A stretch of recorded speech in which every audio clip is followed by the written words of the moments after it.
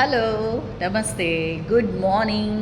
మీరందరూ బాగుండాలి అని కోరుకుంటున్నాను, బాగున్నారు అని అనుకుంటున్నాను. నేను బాగానే ఉన్నాను. Everything is going on well. Bit తగ్గిపోయింది. నేను కూడా రికవర్ అయ్యాను. జనరల్గా ఎవరికైనా బాగోకపోతే వాళ్ళని చూసుకుని మనం కూడా సిక్ అయిపోతాం కదా. ఆల్మోస్ట్ అట్లానే ఉండే. నా everything is good. And yes, ఇవాళ ఒక మంచి స్టోరీతో వచ్చాను. మంచి స్టోరీ ముందే మంచి స్టోరీ అని చెప్తావేంట్రా? మరి అట్లా కాన్ఫిడెన్స్ అలాంటిది, మంచి మంచి స్టోరీస్ చెప్తా కాబట్టి. సరే, ఇంకా ముచ్చట్లాపి స్టోరీ విషయంలోకి వెళ్తా. ఇలాంటి స్టోరీస్ ఆల్మోస్ట్ ఇట్లాంటి మెసేజ్ ఉన్న స్టోరీస్ మనం చాలా చెప్పుకున్నాం. ఇది ఇంకోటి అనుకోవచ్చు, మంచి ఎంతైనా చెప్పుకోవచ్చు అండి, తప్పేం లేదు. సరే, విషయంకి వస్తా. అనగనగా ఒక ఊళ్ళో ఒక అతను ఉంటాడు. నార్మల్గా ఒక ఊరికి కొంచెం దూరంగా ఒక అడవి లాంటి ప్రదేశంలో ఒక చెట్టు ఉంటుంది. ఆ చెట్టు ఏంటంటే అక్కడ చుట్టుపక్కల చాలా పాపులరు. వరాల చెట్టు అంటారనమాట దాన్ని. అంటే ఆ చెట్టు కింద కూర్చుని మనం ఏదైనా మనసులో అనుకోగానే టక్కని జరిగిపోతూ ఉంటుంది. అది చాలామందికి తెలుస్తుంది, బట్ మన స్టోరీలో ఉన్న పర్సన్కి పెద్దగా తెలియదు అనమాట. అటు నుంచి పోతూ ఉంటాడు. ఏదో పని మీద పోతుంటే కొంచెం బడలిక, అలసట అనిపిస్తుంది. కొంచెం అలసట తీర్చుకుందామని చెప్పి ఆ చెట్టు కింద కూర్చుంటాడు. అలా కూర్చుని అబ్బా, ఎంత ఆకలేస్తుందో, ఏదైనా పంచభక్ష పరిమాణాలు ఇక్కడ ఉంటే బాగుండు అని మనసులో అనుకోగానే అది వరాల చెట్టు కదా. యాక్చువల్లీ ఆ విషయం ఇతనికి తెలీదు. ఏదో చెట్టు ఉంది అన్నది తెలుసు, కానీ పర్టికులర్గా అదే చెట్టు, దాని కిందే నేను కూర్చున్నాను, ఇన్ని విషయాలు ఇతనికి తెలియవు. సరే, అలా అనుకోగానే టక్కని అవన్నీ వచ్చేస్తాయి అన్నమాట. మంచిగా ఫుడ్, ఈ ఐటెం ఆ ఐటెం అని లేకుండా అన్ని ఐటమ్స్ అక్కడ వచ్చేస్తాయి. అబ్బా అని చెప్పి సంతోషించి, ఆకలితో ఉన్నాడు, పెద్దగా లాజిక్స్ ఏం ఆలోచించాడు, దొరికింది కదా అని టకటక తినేస్తాడనమాట. తినేసి అమ్మయ్య అనుకుంటాడు. అంత తిన్న తర్వాత అబ్బా, ఏదైనా కూల్ డ్రింక్స్ లాంటివి ఏమైనా ఉంటే బాగుండు అని. కూల్ డ్రింక్సా? అప్పట్లో కూల్ డ్రింక్స్ ఉన్నాయా? ఇట్లాంటి క్వశ్చన్స్ వేయకండి మీరు.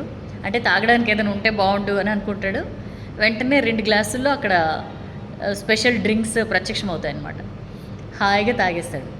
అయిపోయిన తర్వాత అబ్బా, కడుపు నిండా తిని తాగేసిన తర్వాత చక్కగా ఒక మంచం ఉంటే బాగుండు పడుకోవడానికి, ఈ చెట్టు కింద ఇక్కడ కొంచెం అంత కన్వీనియంట్గా లేడు, అంత కంఫర్టబుల్గా లేదు అని చెప్పి అనుకోగానే టక్ అని చెప్పి ఒక మంచం అక్కడ ప్రత్యక్షం అవుతుందన్నమాట.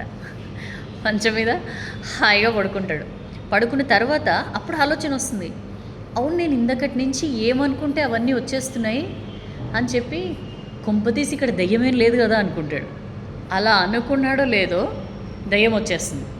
దెయ్యాన్ని చూడంగానే ఇంకా భయంతో, అమ్మో ఇప్పుడు ఇది నన్ను చంపేసి తినేస్తుందా అని చెప్పి అనుకుంటాడు. అంతే, చంపేసి తినేస్తుంది. జరిగింది ఏంటి? యాక్చువల్లీ ఆ చెట్టు కింద ఉన్నాడు కదా, సో అతను అనుకున్నవన్నీ జరిగిపోతున్నాయి. అందులోనే ఫ్లోలో ఇవి కూడా జరిగిపోయాయి అనమాట. ఓవరాల్గా ఈ స్టోరీ నుంచి మనం తీసుకోవాల్సింది ఏంటంటే, ఆ వరాల చెట్టు ఏదైతే ఉందో, ఇట్స్ నథింగ్ బట్ మన మైండ్, మన ఆలోచనలు, మన మైండ్. ఆ వరాల చెట్టు ఎట్లయితే అతను ఏం కోరుకుంటే అది ఇచ్చిందో, మన మైండ్ కూడా అంతేనండి. మనం ఏది అడిగితే అది ఇస్తుంది. మైండ్ అంత శక్తివంతం.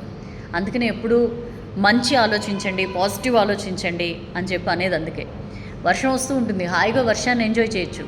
అమ్మో, ఈ వర్షంలో వెళ్ళి తడిస్తే నాకు జ్వరం వస్తుందేమో అనుకుంటాం. డెఫినెట్లీ జ్వరం వస్తుంది. పిల్లలు ఆడుకుంటూ ఉంటారు చక్కగా సరదాగా. అయ్యో, నా పాప పడిపోతుందేమో, నా కొడుకు పడిపోతాడేమో, దెబ్బ తగులుతుందేమో అనుకుంటాం.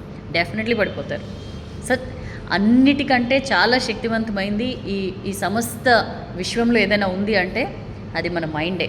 సో ఎప్పుడు కూడా ఏది ఆలోచించినా సరే మన మైండ్కి చాలా ఇది పాజిటివిటీనే ఫీడ్ చేయాలి అని చెప్పి అంటుంటారు కదా. సో పాజిటివ్గానే ఆలోచించండి, పాజిటివ్ విషయాలనే నెమరు వేసుకుంటూ ఉండండి. మనం ఏది చెప్తే దాన్ని మనకి ప్రసాదించే శక్తి మన మైండ్కి ఉంది. సో ఎప్పుడు కూడా మంచి జరగాలని కోరుకోండి, మంచి విషయాలను ఆలోచిస్తూ ఉండండి, మంచి మాటల్ని నెమరు వేసుకోండి. అల్టిమేట్గా అదే రిఫ్లెక్ట్ అవుతుంది. ఇది చాలా బుజ్జి స్టోరీ. ఈ బుజ్జి స్టోరీలో ఇంత పెద్ద వాల్యూ ఉంది. నాకైతే బాగా నచ్చింది.